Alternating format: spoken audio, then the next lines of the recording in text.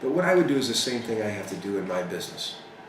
I would make Illinois competitive, and that means observing every cost of doing business, every cost of living, and the cost of corruption on our state.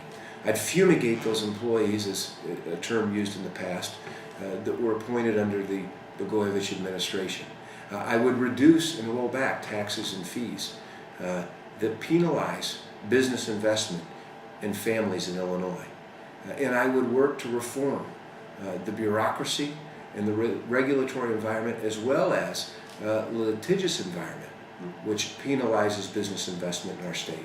I want to send a strong message that Illinois is serious about bringing your investment to our state. We have a workforce, we have resources, and we have a place where you want to be.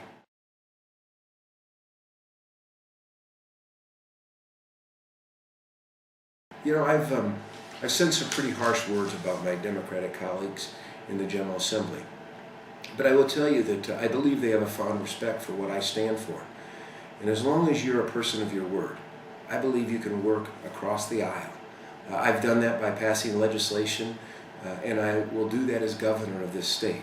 Now, do I believe Mike Madigan and John Colleton are going to agree with me on a fairer legislative redistricting plan? No. Do I believe they're going to agree with me on caps on campaign contributions? No. But do I believe that they realize that we need to make Illinois' workers' compensation system more competitive, but not at the expense of injured workers? Absolutely.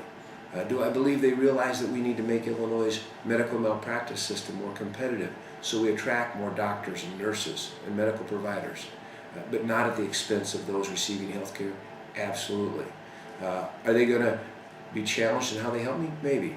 But when it comes to rolling back taxes and fees, and when it comes to making Illinois competitive, I believe we can work in earnest, and we can honestly work together to make these much needed changes.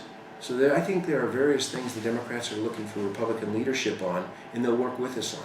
I think there are other things they realize need to happen, and they'll allow to happen if we have a governor who can provide the leadership. And then I think there are those political things which we're going to have to go to the mat on. But as someone who I believe has kept my word, and I will keep my word, and I will work with the Democrats in charge, but I will work in earnest to make positive change.